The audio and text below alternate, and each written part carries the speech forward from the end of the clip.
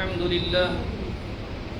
لله رب العالمين، والصلاة والسلام على سيد المرسلين وعلى آل الطيبين الطاهرين وعلماء المحبين المهديين رضوان الله تعالى عليهم أجمعين. قال الله تبارك وتعالى في القرآن المجيد والفرقان الحميد: أعوذ بالله من الشيطان الرجيم، بسم الله الرحمن الرحيم.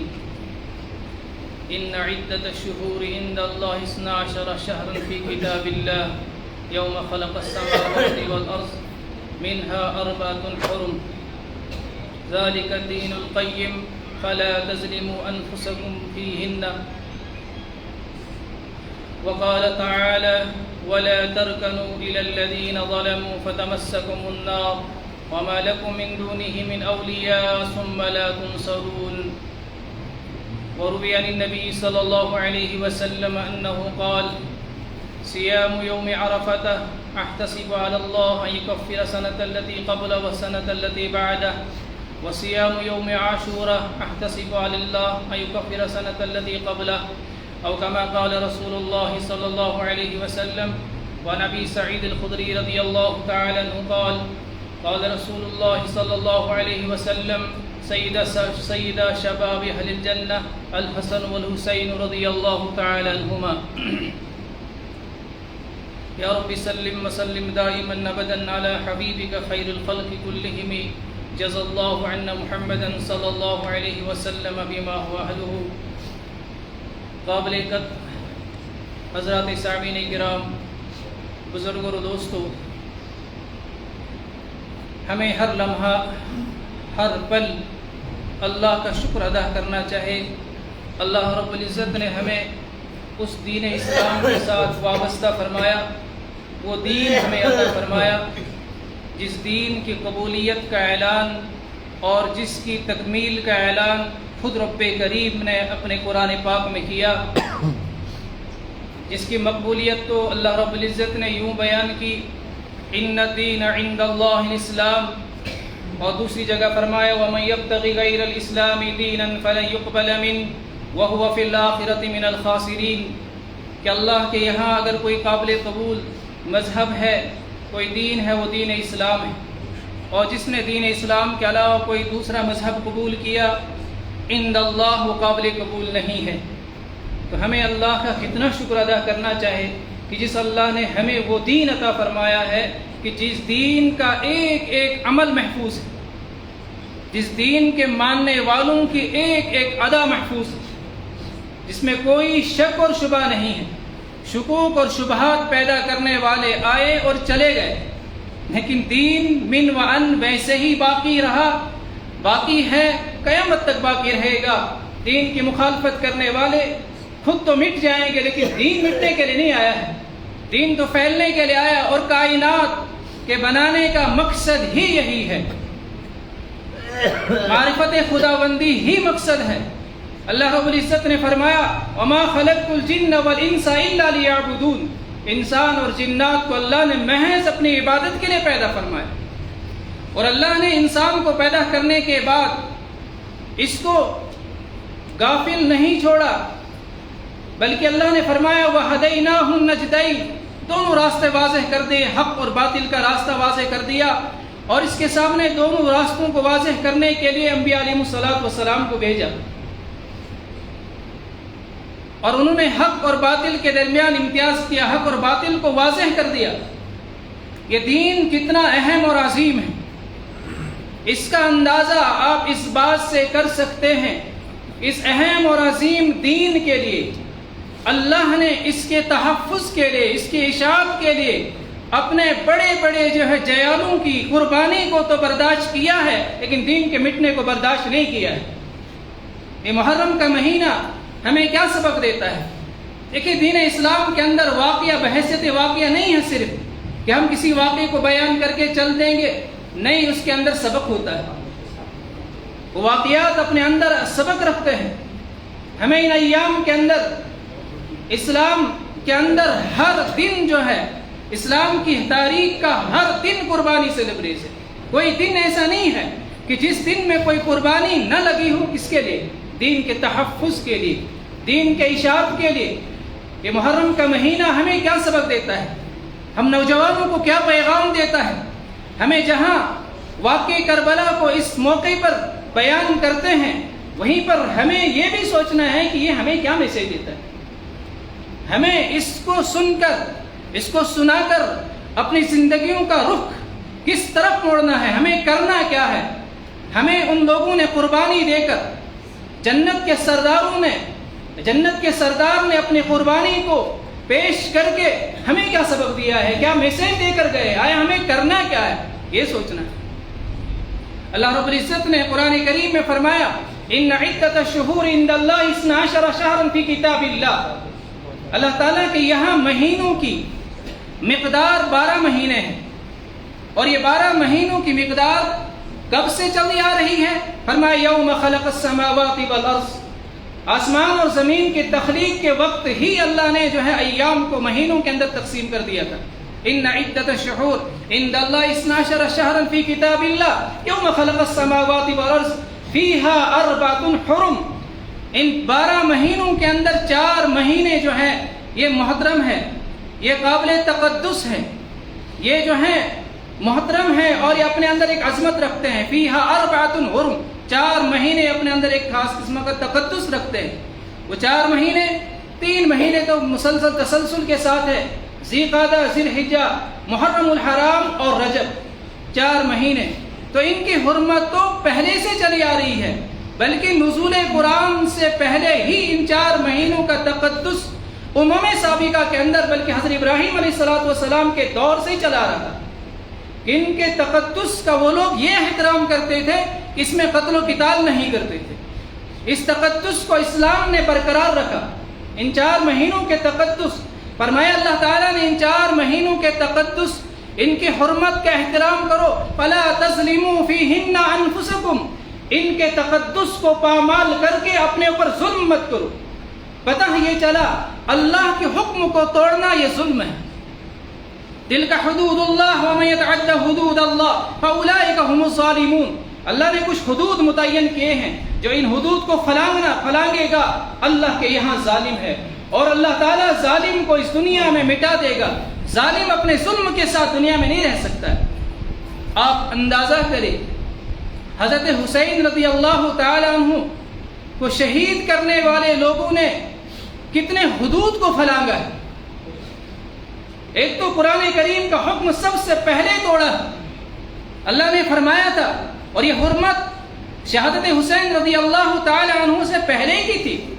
نزول قرآن کے وقت ہی بتلایا گیا تھا کہ یہ 4 مہینے عند اللہ بہت محترم، ان کے تقدس کو برقرار رکھنا، ان کے تقدس کو پامال نہیں کرنا. لیکن یزیدیوں نے سب سے پہلے ان مہینوں کے تقدس کو پامال کیا، اس کی بھی کوئی رعایت نہیں رکھی. اس کو اللہ کے قرآن کے حکم کو توڑا. اللہ نے فرمایا تھا کہ یہ مقدس مہینے ہیں، ان کی حرمت کو پامال نہ کرنا، اور ان کی حرمت کو پامال کرنے کا جو راستہ اختیار کیا ہے، جس شخصیت کے اوپر اس حرمت کو پامال کیا گیا ہے، اس کے ظلم کی کوئی انتہا نہیں رہی. یہ دن ہمیں 2 سبق دیتا ہے. ایک تو یہ شر اور باطل کے درمیان، شر اور خیر کے درمیان مارکہ آرائی پہلے سے چلی آ رہی ہے. یہ دن ہمیں شیاطینوں کی شیطانیت کو، دغا بازوں کو، دھوکہ دینے والوں کے دھوکہ دہی کو، اور دوسری طرف سے حق پرستوں کی حق پرستی کو، ثابت قدمی کو، دین پر اپنے جان کو قربان کرنے کو بتلاتا ہے کہ جنہوں نے اپنے جانوں کی پرواہ نہیں کی، اپنے عزیز اور اقارب، اپنے پورے خاندان کی پرواہ نہیں کی، ظالم اور ظلم کے سامنے سر کو نہیں جھکایا.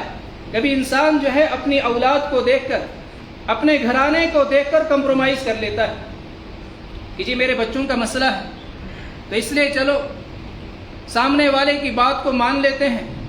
لیکن نہیں، حضرت حسین رضی اللہ تعالی عنہ کی شہادت ہمیں آپ کو یہ پیغام دیتی ہے کہ جب اپنی ذات کا مسئلہ ہو، اپنی جان کا مسئلہ ہو، اپنی اولاد کا مسئلہ ہو، اور دوسری طرف سے حق اور باطل کی مارکہ آرائی ہو، ایسی صورت میں حق کو دیکھا جائے گا، حق کی سربلندی کو دیکھا جائے گا، اپنے عزیز اور اقارب، اپنی جان، اپنے چھوٹے بچوں تک کی کوئی پرواہ نہیں کی جائے گی۔ حضرات صحابہ کرام نے اس بات کو ثابت کر دیا جو قرآن کریم کہتا ہے قُلْ إِنْ كَانَ آبَاؤُكُمْ وَأَبْنَاؤُكُمْ وَأَزْوَاجُكُمْ وَعَشِيرَتُكُمْ وَأَمْوَالٌ اقْتَرَفْتُمُوهَا وَتِجَارَةٌ تَخْشَوْنَ كَسَادَهَا أَحَبَّ إِلَيْكُم مِّنَ اللَّهِ وَرَسُولِهِ وَجِهَادٍ فِي سَبِيلِهِ فَتَرَبَّصُوا حَتَّى يَأْتِيَ اللَّهُ بِأَمْرِهِ۔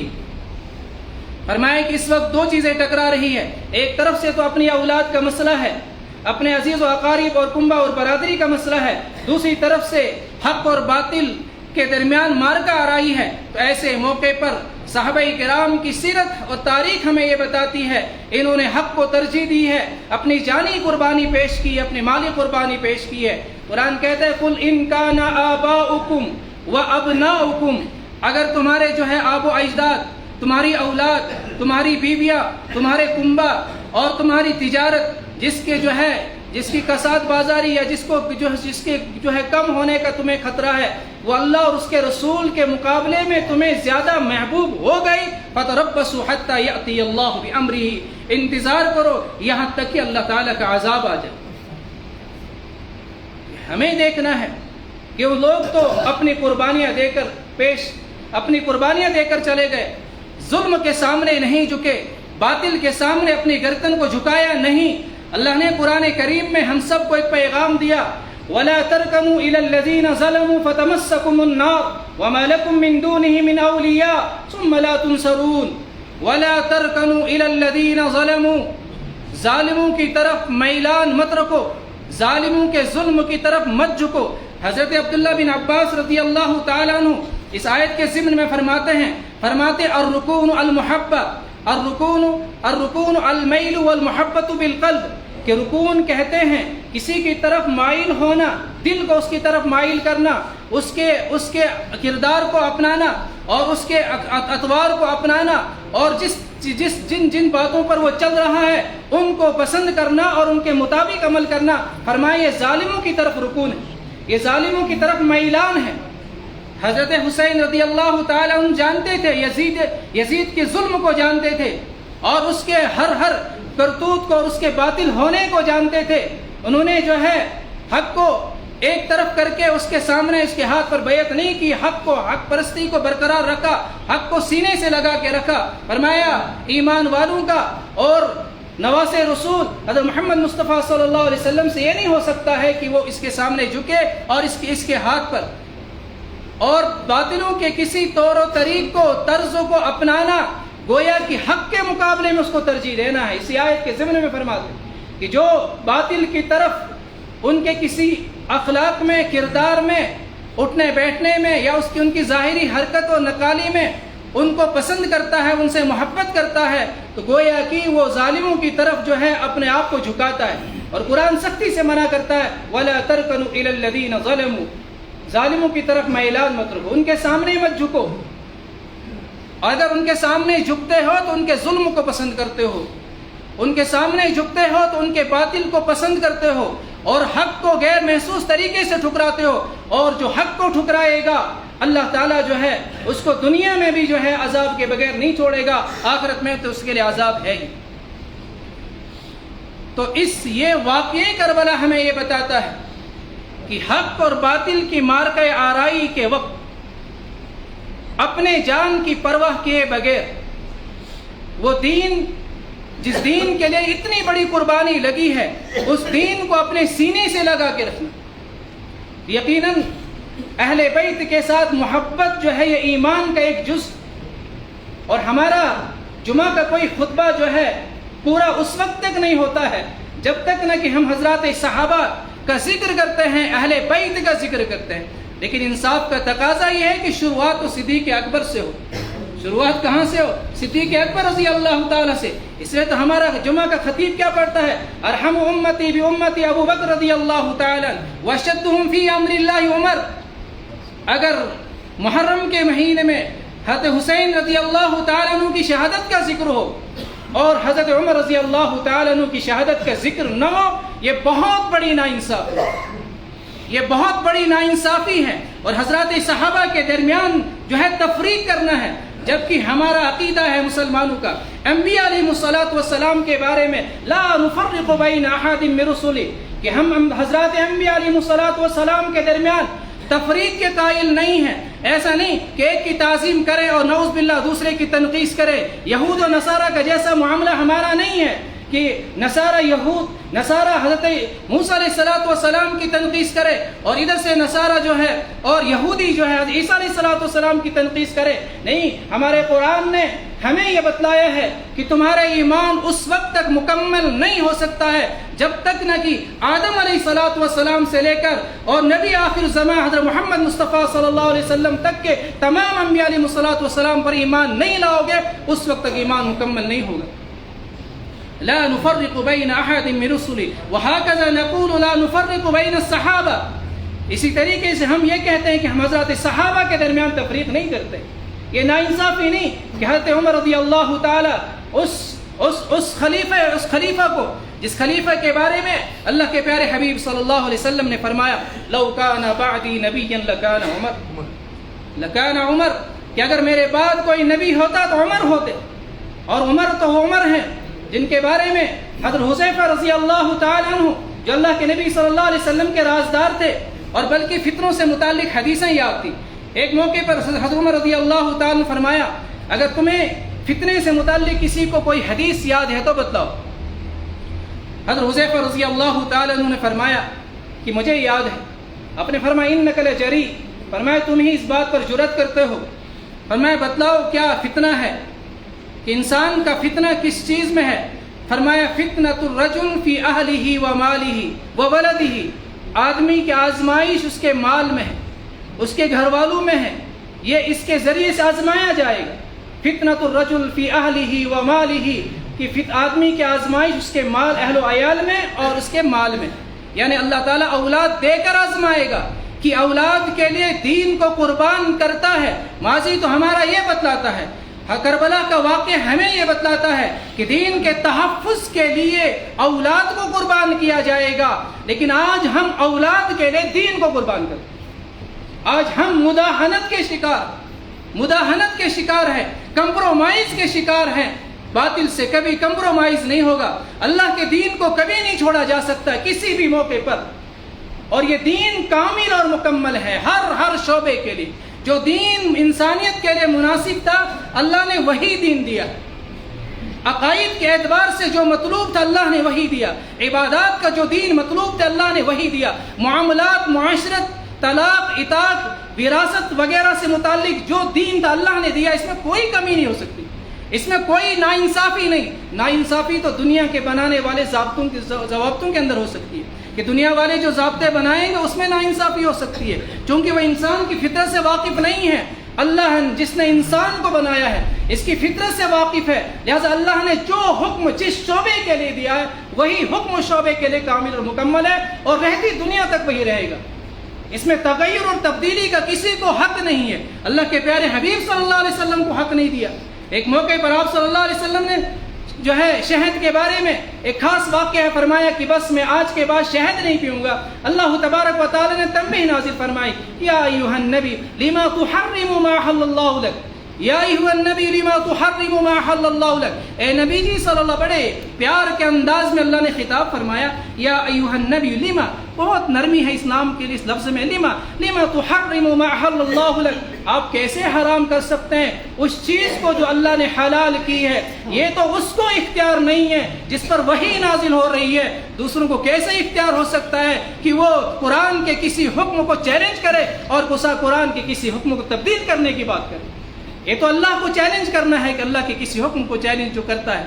تو فرمایا کہ جس اولاد کے لیے معاشرت کا جو دین ہے کامل مکمل ہے، فرمایا کہ آزمائش ہوگی انسان کی کہ اپنے اولاد کے لیے دین کو قربان کرتا ہے یا یہ کہ اپنی اولاد کو دیندار بناتا ہے، اور مال کہاں سے لاتا کہاں خرچ کرتا۔ حضرت عمر نے فرمایا کہ اس فتنے، یہ بھی تو فتنہ ہے، لیکن اس فتنے کے بارے میں نہیں پوچھتا ہوں، میں اس فتنے کے بارے میں پوچھتا ہوں جو سیلاب کی طرح سے امنڈ کر آئے گا۔ حضرت حذیفہ نے فرمایا اے عمر، آپ کو اس سیلاب کی کیا فکر ہے؟ کیوں؟ اس کے سامنے ایک بند دروازہ ہے، جب تک وہ دروازہ کھڑا رہے گا وہ فتنہ سر نہیں اٹھا سکتا ہے، لیکن جب وہ دروازہ ہٹا دیا جائے گا پھر فتنے اپنا سر اٹھائیں گے۔ حضرت عمر نے پوچھا وہ دروازہ توڑ دیا جائے گا یا دروازہ ہٹایا جائے گا؟ فرمایا نہیں، دروازہ توڑا جائے گا۔ صحابہ نے پوچھا کہ جا کر حذیفہ سے پوچھو کہ یہ دروازے سے کیا مراد؟ پھر جا کر معلوم کیا گیا، فرمایا دروازے سے مراد حضرت عمر رضی اللہ تعالی عنہ کی ذات تھی۔